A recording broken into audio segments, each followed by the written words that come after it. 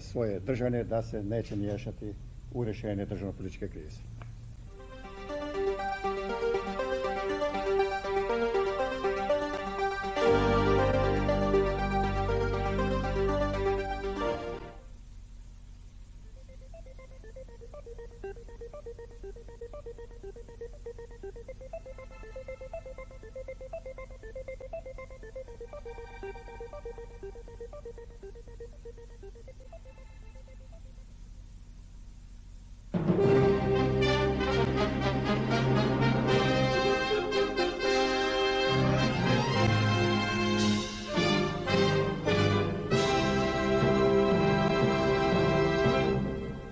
Poštovani gledatelji, dobra večer. U Zagrebu je večeras održana sjednica Vrhovnog državnog vijeća.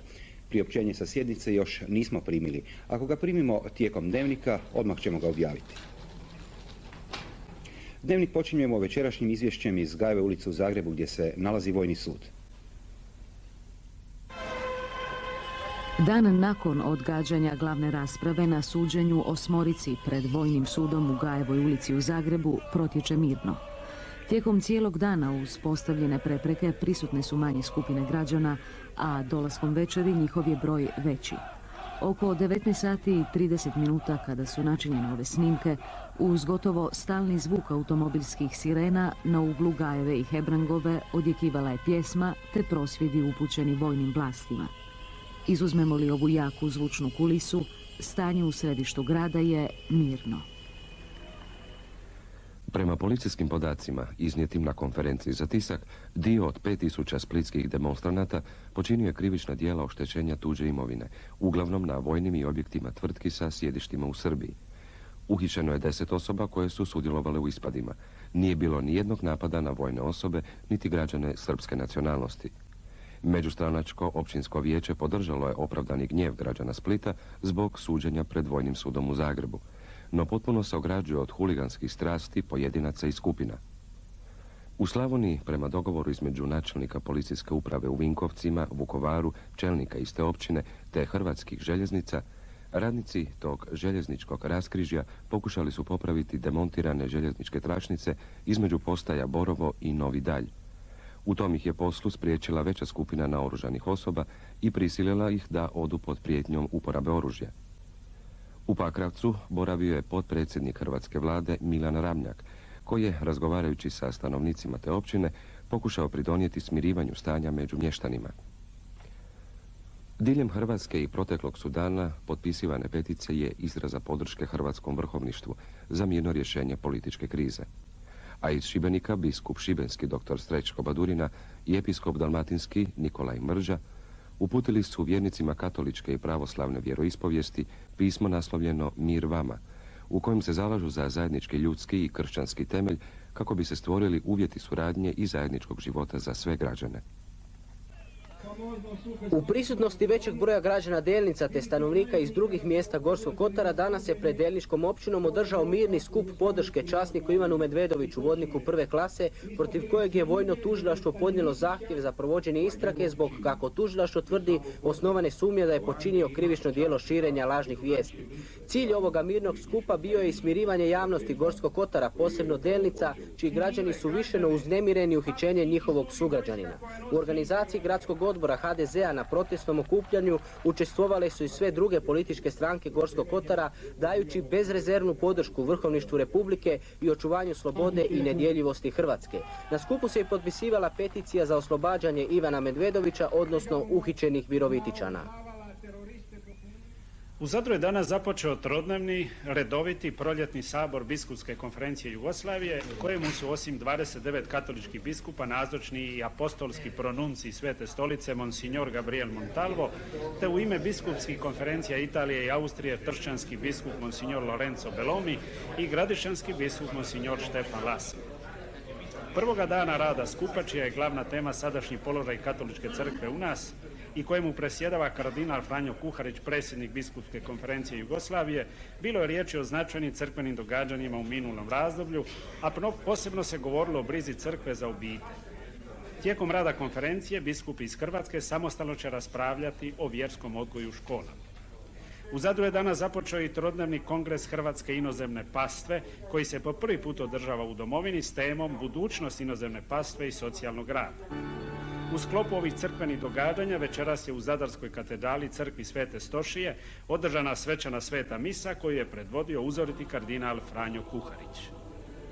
Sovjetski predsjednik Mihajl Gorbačov zatražio je da se ustanovi moratorij na mitinge, štrajkove i sve političke akcije koje mogu dalje destabilizirati stanje u zemlji. Istodobno parlament Gruzije prihvatio deklaraciju o nezavisnosti. Sovjetska Zakavkaska republika Gruzija proglasila je danas nezavisnost, priključujući se tako i formalno baltičkim republikama na putu prema odcjepljenju od Sovjetskog saveza. Gruzijski parlament je deklaraciju o nezavisnosti donio jednoglasno, priklanjajući se takvom dokumentu donesenom 26. svibnja 1918. kada je nacionalnim manjinama dano pravo na samoopredjeljenje. Kako će se ostvariti stajalište iz ove deklaracije o stjecanju istinske nezavisnosti Republike teško je reći, jer je danas Savjet Federacije kao koordinacijsko tijelo svih 15 sovjetskih saveznih republika počeo razmatrati rezultate saveznog referenduma od 17. ožujka, na kojem se velika većina sovjetskog pučanstva izjasnila za očuvanje zajedničke države. Palestinski vođa Jaser Arafat izjavio je danas da je spreman pregovarati s Izraelom o miru na Bliskom istoku. U intervju u BBC-u Arafat je rekao da će on pregovarati sa svojim starim neprijateljem Izraelom ako ti pregovori budu pod okriljem Ujedinjenih naroda. Istodobno je naglasio da je protiv pojedinačnih pregovora arapskih zemalja s Izraelom, a rješenje bliskoistočnog problema i palestinskog pitanja vidi samo u globalnom sporazumu svih zainteresiranih strana.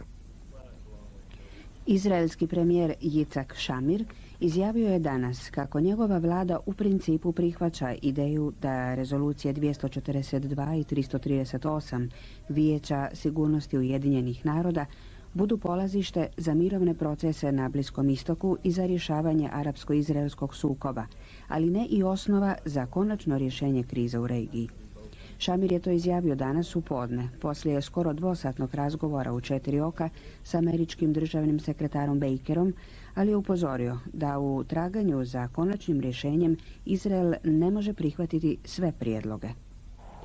10 je osoba poginulo u sudaru helikoptera francuske mornarice i zrakoplova Mirage, do kojeg je došlo prilikom vojnih vježbi u središnjem dijelu Francuske. U helikopteru bilo je 8 osoba, a u Mirageu 2000 vojnog zrakoplovstva 2. Zrakoplov je udario u helikopter, a ovaj se srušio blizu jednog napuštenog seoskog imanja. Hoće li štediše i privreda u Hrvatskoj napokon doći do svojih deviza, te koje poteze namjerava poduzeti Narodna banka Hrvatske u zaštiti republičkih interesa i ublažavanja posljedica nekontroliranog tiskanja novca, bile su osnovne teme konferencije za novinstvo u Središnjoj bankovnoj instituciji Hrvatske. Ako za 14 dana ne proradi devizno tržište u Beogradu, Narodna banka Hrvatske je spremna da ga sama pokrene.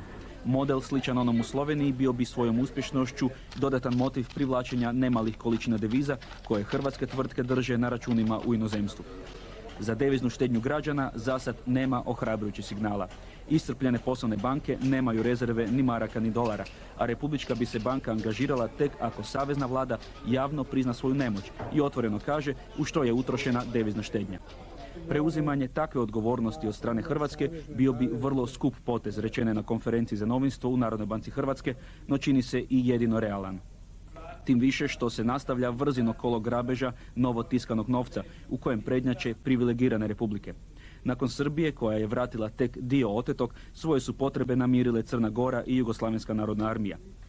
Nakon tih upada, monetarna se politika istrgla kontroli, pa je za očekivati da će u prvom polugodištu primarna emisija biti dvostruko veća od predviđene. Novi pritisak na tiskanje novca priprema i utjecajan lobi poljoprivrednih kombinata.